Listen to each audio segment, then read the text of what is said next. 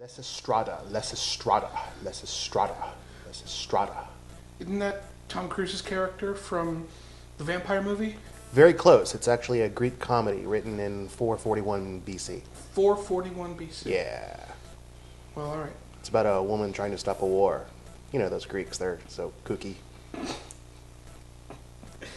Less Estrada, less Estrada, less Estrada. I think I'm pronouncing it correctly. I hope so, because it's going out all over the internet at this point. Are we on? Yeah, we're going.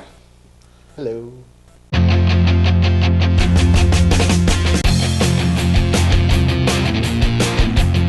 Welcome to the chat show, everybody. We are here, the dynamic duo. Wait, that name's taken, isn't it?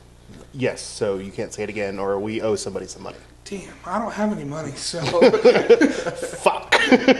Big Lou here, Matt the Cut Man, as always, and we are going to talk about some really cool stuff today. Number one on our list, Deadpool. I'll say.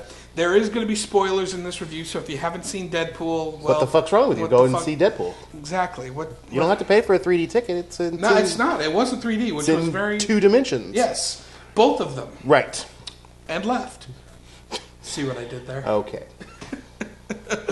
So we are going to talk about Deadpool as if you have already seen the movie with us. There were Which a lot we of people... assume that you have. Yes. There were a lot of people at this theater, and we went to the Late Show, which is really, really encouraging. So, yeah. Very, very entertaining movie. Matt, I'll start with you. What about this movie did you like? What are some of the positive things you had to say about Deadpool? I love that it was not afraid to make fun of itself. Absolutely. I mean, starting with the opening credits, it was making fun of itself. Great. It didn't have the normal, cast and crew and whatnot that would normally be in the opening credits. It was, a douchebag British villain. Yes. Directed by some overpaid tool. Right. And then when it got to Marina Baccarin, it said the hot chick instead of her name. Well, she was. And she was indeed. And is, currently. Yes. I'll drink to that. Cheers to Inara. Amen. And there was right off the bat, there was a tip of the hat to the nonsense that was the Green Lantern. I don't know who that was in that outfit that was on that little playing card. Yeah. But it was perfect. Yeah, it was funny. So, yeah, right off the bat it had you, and it was funny, and it was comical, and action was great, naturally. Yeah. And it was, Ryan Reynolds. Ryan Reynolds was born to play this role. Yeah. Ryan Reynolds is to Deadpool what... Oh, here comes an analogy. Prepare your SATs. No, go on. I want you to finish it. Well, maybe I don't want to now. Ryan Reynolds is to Deadpool as Robert Downey Jr. is to Tony Stark. You did well in the SATs. Thank you. Yes, I did. Very little acting involved on Ryan Reynolds' part in this movie. He was very much born to play this character. Yeah. Just because he's been this character 100 times, except this time he gets to kill people. Yeah, he's a funny, smart aleck who kicks people's ass. That's very true.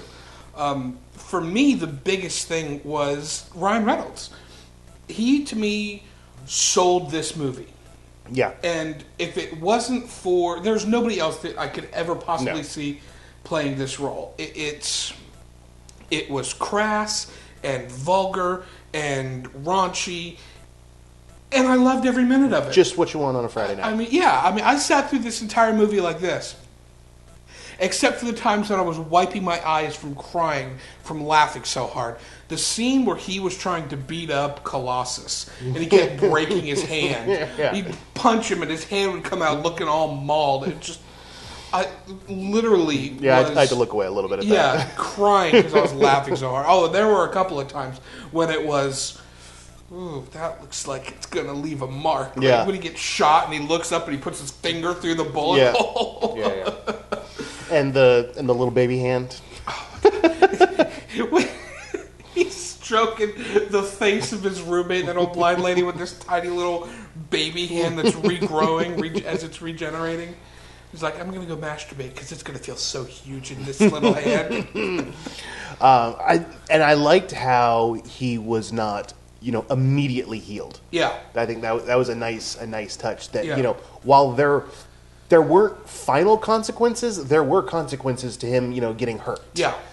Yeah, I mean, it's not like Wolverine getting healed. Right. Well, I mean, in the comics, that's how he gets his regenerative powers, is they're given to him from Wolverine. But I liked how they strayed from that in this iteration. So they gave him, tortured him basically until his mutation gene revealed itself. Right. And I liked how they did the origin in like a flashback.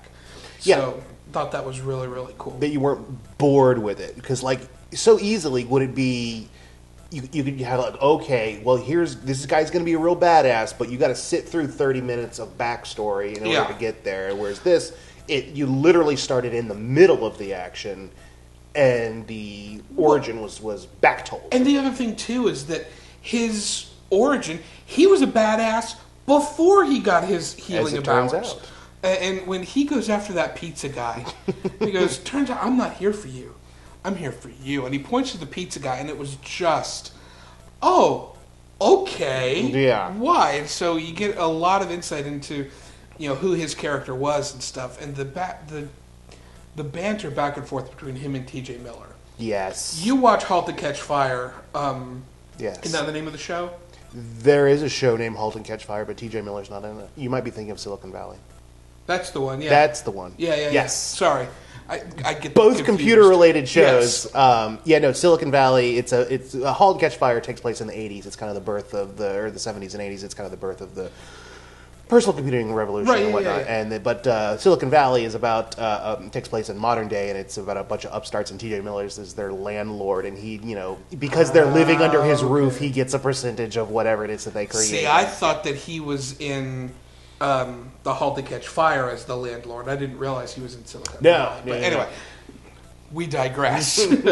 I know you're a fan of his, so what did he live up to your expectations in this movie? Yeah, just his snarkiness and his, I guess, his inability to really care about anything, and just, he's kind of out for himself. He's not like a dick. He's just like, okay, I would help you, but I don't want to. Yeah, that line to me was hysterical. It's like, I'd go with you, but I really don't want to. And you think he's going to come up with some excuses to why he can't? Yeah. Like, oh, I'm not qualified to do this. I'm not trained, or blah, blah, blah. Just no. No, I'm good.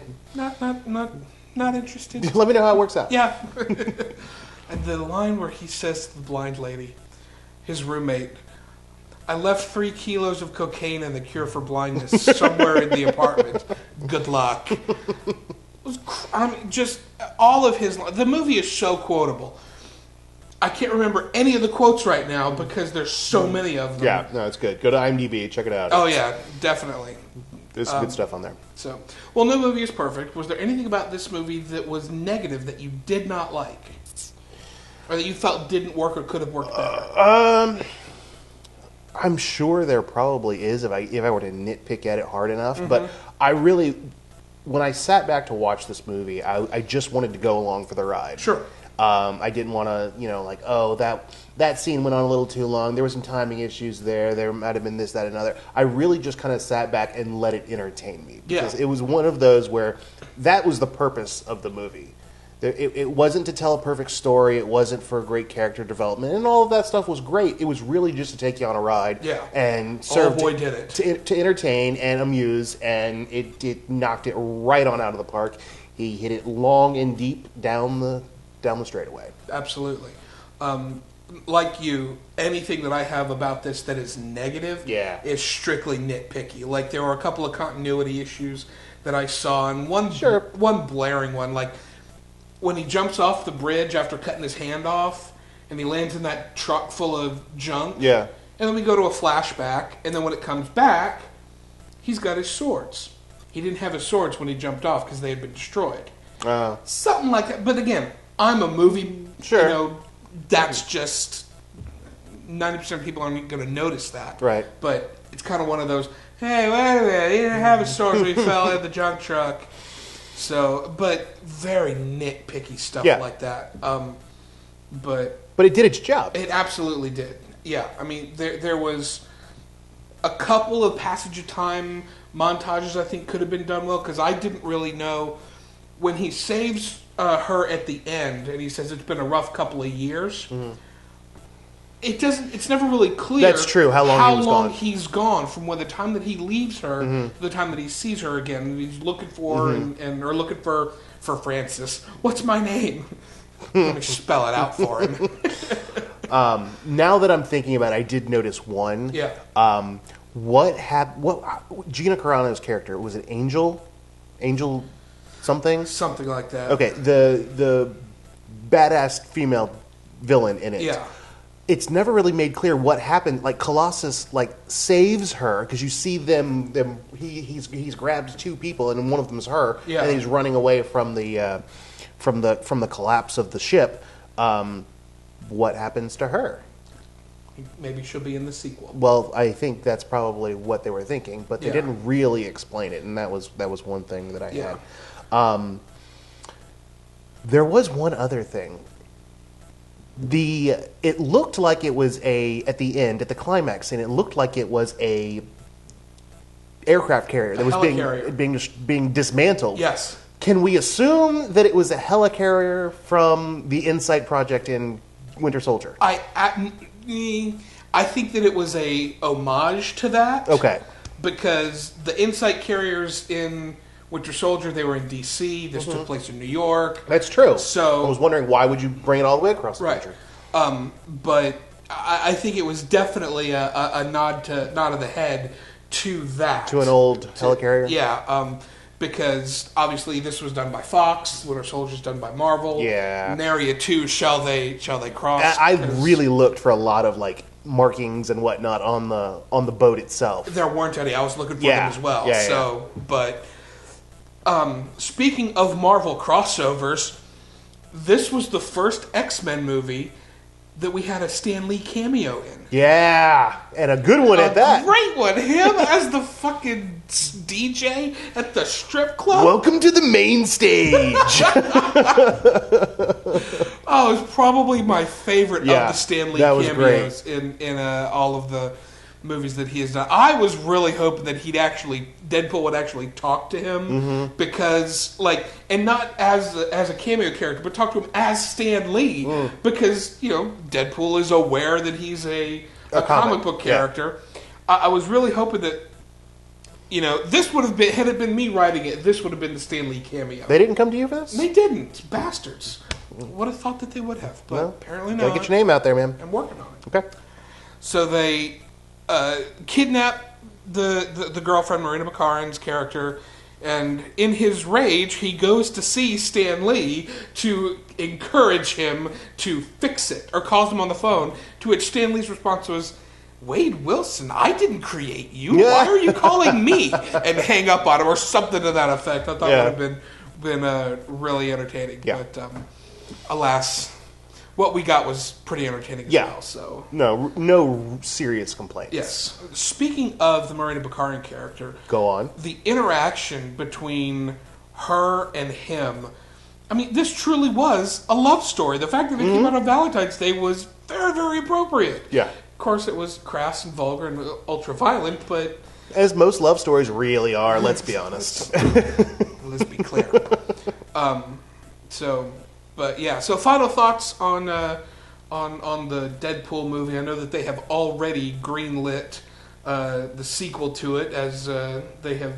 Yes. They said in the post-credit scene there. But I also heard there are rumblings of a possible R-rated X-Force movie. Now, I don't know too much about the backstory of the X-Force or what that really is, but I like the sound of it. X-Force, for those of you who don't know, it's kind of like the redheaded stepchildren of the X-Men universe. It's...